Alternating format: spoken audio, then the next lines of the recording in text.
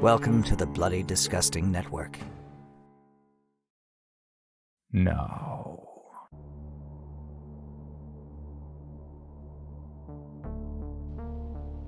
This is Creepy, a podcast dedicated to sharing the most famous, chilling, and disturbing creepypastas and urban legends in the world. Whether these stories truly happened or are simply fabrications is for you to decide. These stories may contain graphic depictions of violence and explicit language. Listener discretion is advised.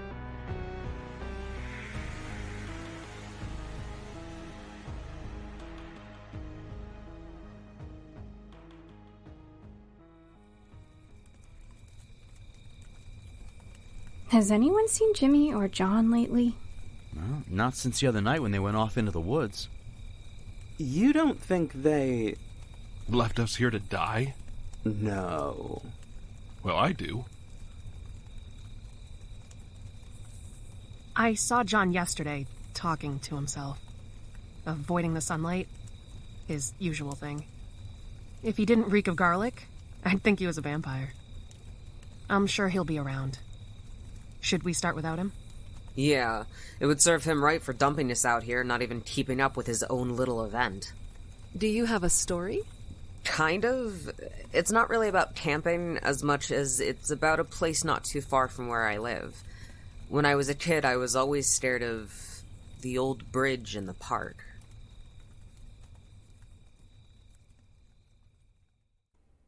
The children in the town of knew better than to cross the old bridge in the park, especially during the evening hours on foggy nights. Even the grown-ups stayed clear, knowing that those who dared venture out were doomed never to be seen again, and everyone knows grown-ups are usually pretty naive when it comes to such matters. They had even made an effort to stop people from crossing the bridge by making a gate that closed every day an hour before sundown to block access to the park. The grown-ups seemed so proud of themselves for protecting the little ones, and so the children didn't have the heart to tell them that it was a waste of money better spent buying birthday and Christmas presents. Everyone knew better than to cross that bridge, so there was no reason for a gate at all. Unfortunately, Eleanor was nobody. And even if she was somebody, she was a very stupid little girl. Born and raised in the next town over, little Eleanor had only recently moved to when her parents divorced and her father and new stepmother got full custody of her.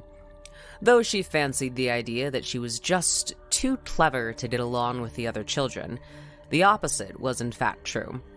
She was nearly as ignorant as a grown-up, constantly questioning things and demanding evidence for every trivial truth. Some of the harsher rumors claimed that she didn't believe in ghosts, aliens, or even the completely inarguable fact that the fourth-grade homeroom teacher, Mr. Mason, was a werewolf-demon hybrid from Heck, who worked for the devil himself. Thus, Eleanor had rightfully replaced paste-eating Patty as the village idiot in elementary school. Even so, Eleanor was very prideful. No matter how much the other children chastised her for saying silly things like, "There's no such thing as baby-biting sewer clowns," she persisted. It wasn't long before everyone started avoiding her, fearing that her blatant disrespect of the supernatural made her dangerous and unlucky.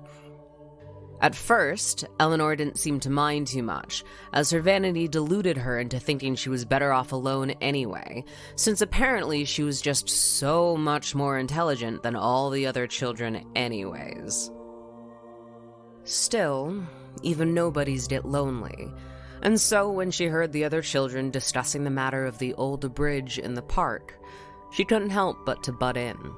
"Oh, come on. How is a bridge going to eat children? It's just a bunch of stones." The children had heard her say many strange things, but now she had gone too far. Even the grown-ups knew how dangerous the old bridge was. A few of the kinder, more patient ones gave Eleanor a pitiful glance, reminding themselves that she didn't know any better. But while things like Mr. Mason and the sewer clowns were survivable, the old bridge in the park promised at least a bazillion% chance of never being seen again. Sure, the children hated Eleanor, but they wouldn't wish such a fate upon even the worst of little girls.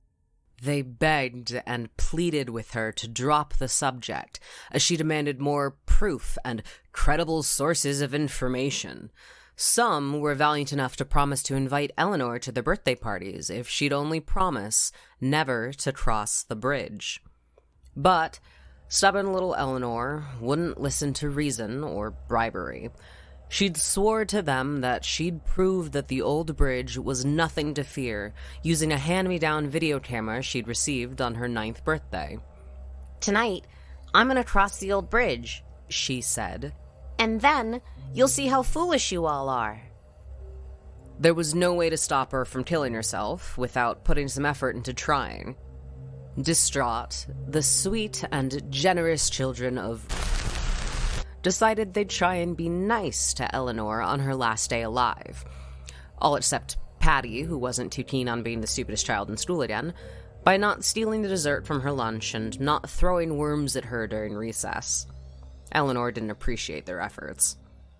That night, Eleanor snuck out of the safety of her home, biked to the park, and struggled over the gate. Tonight was particularly foggy, and it took her longer than expected to get to the bridge. Apparently, the gate wasn't the only precaution the grown-ups took. They had also changed the paths around, so that the only way to get to the old bridge was by following the winding deer paths through the marshy woods. It was eerily quiet. No owls hooted, no crickets chirped. Any reasonable person would have recognized this silence as an omen of horrible tragedy to come, but not a girl who denied even the existence of moon vampires.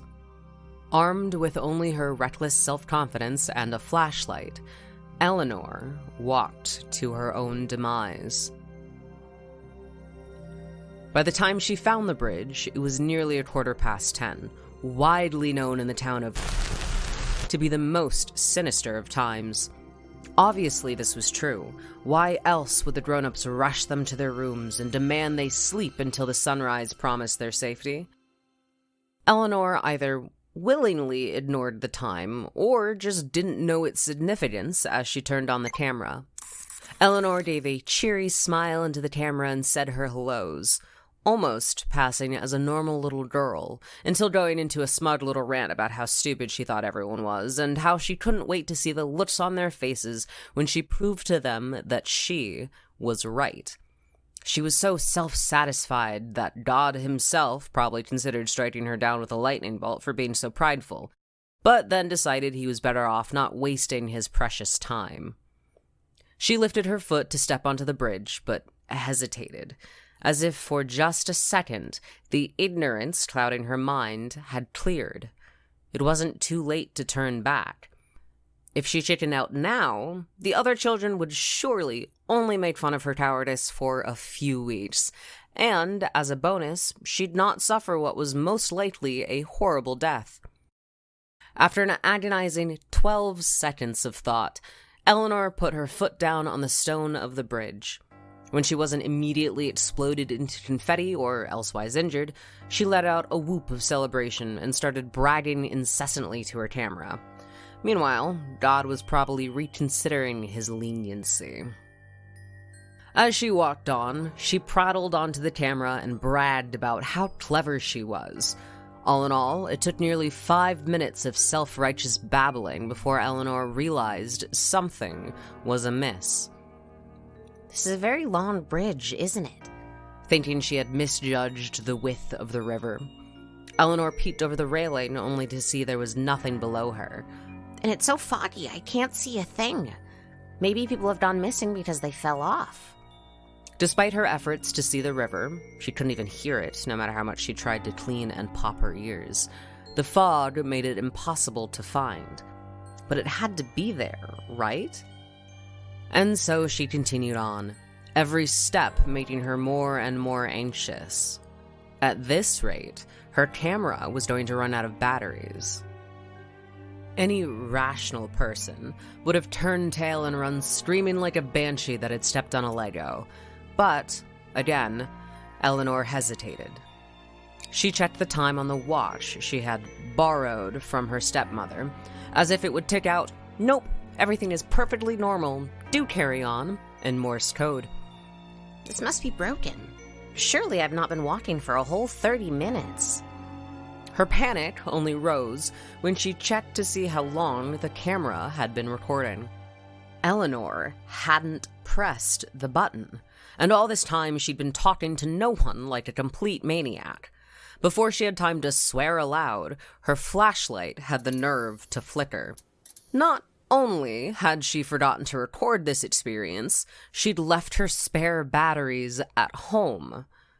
Eleanor was in trouble, though she didn't yet realize how much trouble she was in. Even now, she thought the worst that would happen is she'd get lost on the way home without any light to guide her way. Her shoulders slumped, and with a pout, she turned around to head back before her batteries died completely. She felt almost as dumb as she was, wandering into the woods so underprepared. Cockiness killed the cat, Eleanor supposed, though by killed, she actually meant non-lethally inconvenienced. Maybe she'd try again tomorrow night. It felt like 3 hours had passed, but in reality, it was closer to 2.5. Eleanor, patient saint of not believing anything without proof, ignored the very real evidence of her stepmother's watch, telling her it was nearly 1 a.m. Unable to control herself anymore, she burst into a sprint and ran as fast as her little legs could carry her, desperate to see the bank of the river. Her flashlight gave out, and so did her confidence. She screamed as loudly as she could and fell into a heap on the cold stone of the bridge. What was she supposed to do now? Turning back clearly wasn't any good, and seeing as the park was closed, there was no one around to hear her pitiful cries for help. And so, Eleanor gave up. Instead of running around screaming, she opted to just sit there and wait for the sun to come up. Surely it'd be a waste of energy to do anything more.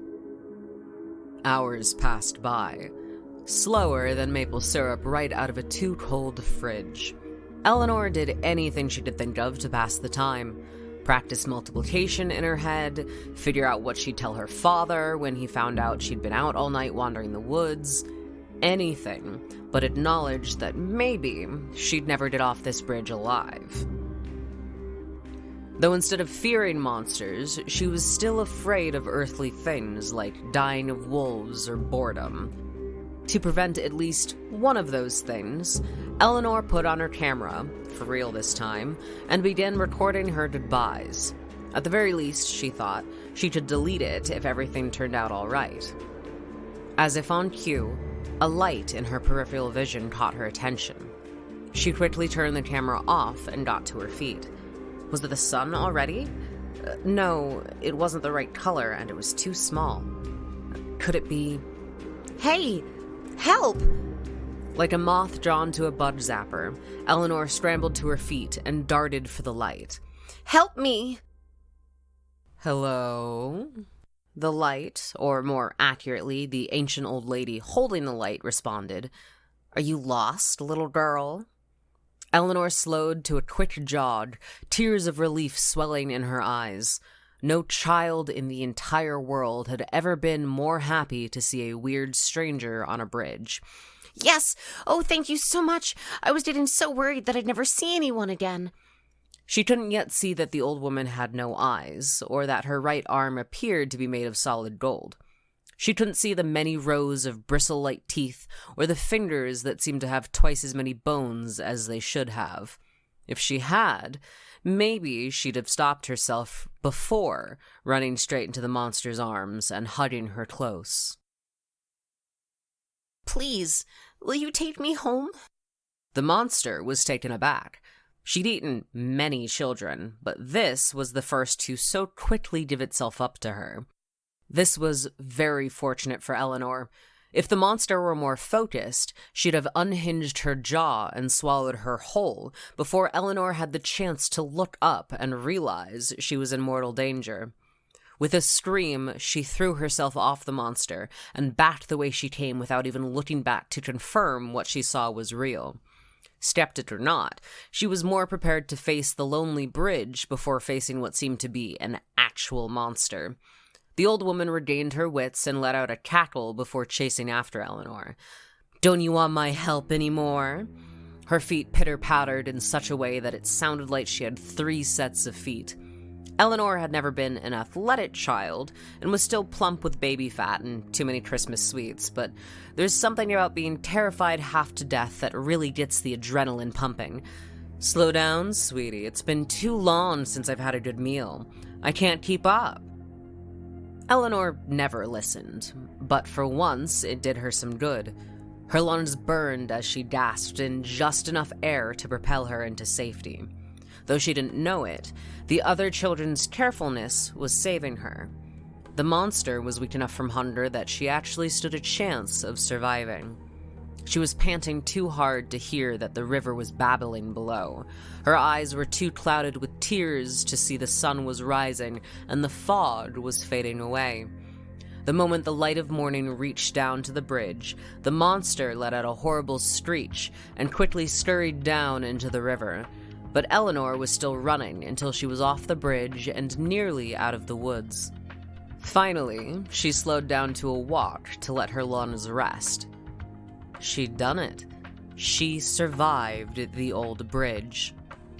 With a start, Eleanor looked at her camera and nearly sobbed with joy. The whole thing had been recorded. There was concrete proof of the horrible monster and her escaping. Heck, she really only streamed the one time, so she probably looked pretty brave. The other children would be so impressed with her. Her tearful rejoicing settled into a worried frown. If this was true, then what else was? Was Mr. Mason really a demon? Did she really have to worry about sewer clowns and moon vampires and ghosts? Heck, it didn't matter. All that mattered is that she survived, and if she could survive this, she could survive any crazy old thing. Her confidence rose again. No longer was she blind to the world around her. Now she knew better, and she'd use her knowledge for good. Where did that bridge monster come from? Clearly it was weak to sunlight and could only live in darkness. Maybe she could destroy it. But she would need help. The other children knew things, but they were too afraid to fight them. It was time for that to change. Things in this town were going to be completely different from now on. Together, they would rid this town of whatever monsters may plague it. Eleanor sprinted off the bridge and through the woods, breaking out into the road leading back home. Blam! The truck had seemingly come out of nowhere, flattening Eleanor before she even knew what hit her. Literally. And thus, the first child to ever survive crossing the old bridge died. Not because of the monster that haunted it, but because she was too stupid to look both ways before crossing the street.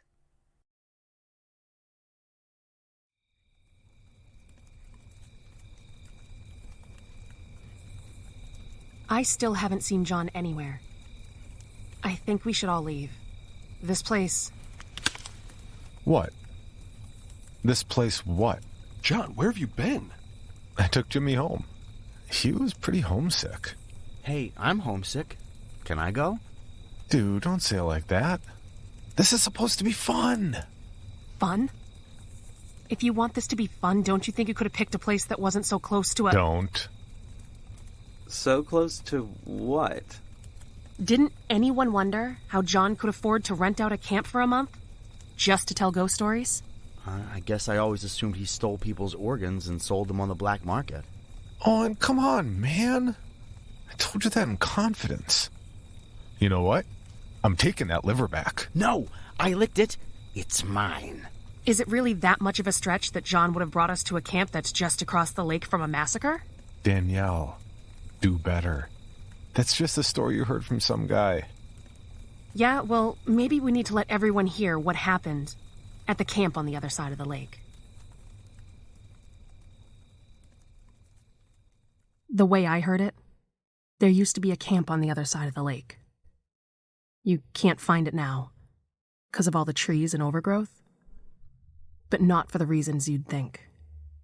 Because this didn't happen decades ago. It happened last year. Any trees and shrubs and anything else you can see there, that was the town, putting all that there to make things disappear. Except that they couldn't just bulldoze all the cabins, because no one wanted to get close enough to find them. You can't walk there because of the trees and thorny bushes they planted. And you can't fly a drone over because they put a camouflage canopy over the entire area. And that's the kind of shit the military does to hide weapons. The town knew well enough that ghost stories and no trespassing signs are basically catnip for urban explorers, and just about any asshole with a GoPro and a YouTube channel. No. They had to make it disappear. The camp on the other side of the lake wasn't anything special. Just another camp upper middle-class parents sent their shitbag kids to for a couple months so they didn't have to listen to their upward inflection or deal with their eye rolling. The camp boasted no Wi-Fi reception, so it was even better for parents who were sick of their kids staring at their phones instead of enjoying nature. You know, the parents that say stuff like, "When I was a kid, we went out in the morning and didn't come home until the streetlights turned on." Then at the same time give their kids a phone when they're 5 and expect constant check-ins. The sorts of parents who only pretend to care are the sorts of parents who can act like it didn't happen. One theory was that unplugging all those bratty pieces of shit from their screens meant that they didn't have anywhere to place their judgment or be anonymously cruel. And instead of that, they actually had to socialize and make friends and be kind. Except we don't live in a time of reason anymore. We live in a world that wants news, wants shocking, wants to get people's attention, even if that 15 minutes is for something horrible. So some people think that someone, or a few people, decided to go viral the old school way, by getting the attention of the national media. Except it didn't work out that way. See, they were too far out in the woods, and the town was able to sweep things under the rug before it got bigger. And with rich parents who didn't want their kids implicated in what had happened, or to have to face the idea that one of their little angels was really a sociopath, it all just faded into the trees along with what was left of the camp. No one really knows how any of it happened, but one guess is as good as any. It doesn't really matter so much anyway. No one is dumb enough to rent property here anymore, right? There were 5 cabins, 10 kids to a cabin. And when the cops arrived to do a spot check, when the head counselor hadn't checked into town for his usual supply run with the cook, they started to check the cabins one by one. Walking up to cabin 1, everything looked normal. 10 beds, each filled with a kid. Except that it was noon, and each kid was covered head to toe in a sheet. One of the cops had a body camera on him to document the call. That's probably the only reason people could tell what had happened there, or remembered it with any detail that didn't get even crazier than what they found. Supposedly it got leaked on some deep web forum, but good luck trying to find that. In that first cabin, the cops couldn't find anything wrong with any of them. They were all dead, and stiff as a board from rigor mortis, eyes wide open like they'd been scared to death. If so, they were the lucky ones. Cabin 2 was a little more obvious. 10 beds, 10 bodies, all burned alive. Their hands and arms curled up, skin flaking away like black paint chips. But no scorch marks anywhere in the cabin, no footprints, no sign of a struggle. As if each camper laid down and just started on fire. A fire that only ate away at their skin and hair and bones. As soon as they opened the door to cabin 3, they saw blood. Each mattress was covered in gore with drag marks leading off each bed, leading to the bathroom at the end of the cabin. Inside, they saw that the body parts had all been sorted into piles. Supposedly, it took over an hour to continue the search. The cops were too sick to stand up. No one had ever seen anything like it. Most hadn't even seen a dead body before.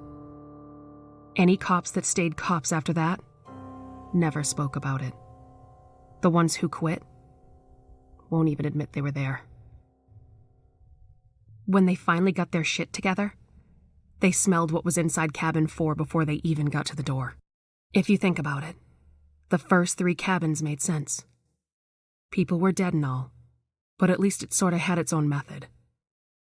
Fucked up, but still a method they could kind of wrap their heads around. But in the 4th cabin, they found filled beds again. It's just what was in the beds that scared the shit out of everyone. The bodies in the beds were rotted, like seeing bone through the skin kind of rotted. The entire room was filled with flies and maggots swarming around. They said you could smell what came out that door from across the lake. Can you still smell it now? They didn't go into the door. They just stood there, saw what happened and slammed it shut. Again, afraid that there was some kind of flesh-eating bacteria in the air. If there was, it never left that cabin. The 5th cabin made everyone worry about a cult. Like full-on satanic panic style. The walls inside were coated in blood. The beds had all been flipped up and pushed against the windows, with the legs pointing into the room. And tied upside down, with their ankles and wrists on each leg of the bed, were the campers. Naked and cut open. They call it stem to sternum. Their organs had been pulled out and piled in the middle of the room, smack in the middle of a pentagram that had been cut into the floor. They didn't notice right away, but the pentagram had been scratched using the campers' fingernails and toenails, some still stuck in the wood. Whoever or whatever killed those campers sure had a vendetta against Cabin 5. Or maybe it was all just a culmination. The problem is that there were 50 kids registered at the camp that year, along with a dozen counselors and staff. But they found almost 100 bodies when they actually started counting body parts. They found parts scattered in closets, outhouses, anywhere and everywhere. No one knows where the extra bodies came from, and no one came forward to claim them. However they did it, or why they did it, the town and the parents covered it up. Maybe they knew who did it. Maybe they did it themselves. Maybe the town was afraid of the attention for other reasons.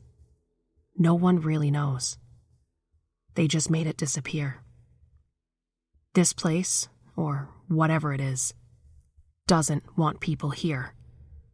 And the locals don't care if you disappear. No one has been dumb enough to camp around this lake since then. Well, until now.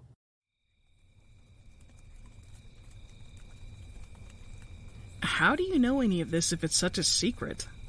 We don't even know where we are. She doesn't. She made it up. So it isn't true? I mean, what's truth anyway? I'm not a philosophy doctor. Is it weird that I think it's kind of cool? I mean, sad, but cool. It's not like it really happened anyway. Are you sure about that? Listen, John might have poor judgment and questionable taste and no sense of timing. And his hygiene could use some improvement. I'm sitting right here. Well, I'm just saying. Every camp and lake has some kind of ghost story that locals like to tell. It isn't real. Let's find out. What? Well, you say it isn't true. So let's go see for ourselves. It's the middle of the night. Aw, you scared? I'm not. Let's go. Wait. If you're really going, at least let me help you find the boathouse. The path's a little tricky down there. Now what? Want to play Never Have I Ever? No. Owen almost died last time. Should I throw gas on the fire? That could be our thing.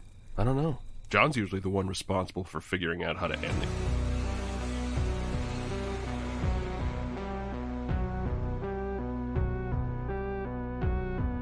For more information on this podcast, including how to submit your own story for consideration, please visit creepypod.com. You can also follow us at CreepyPod on social media and YouTube. All stories told on this podcast are done so through Creative Commons Share-alike licensing or with written consent from the authors. No portion of this podcast may be rebroadcast or otherwise distributed without the express written consent of the Creepy Podcast production team and the story's author.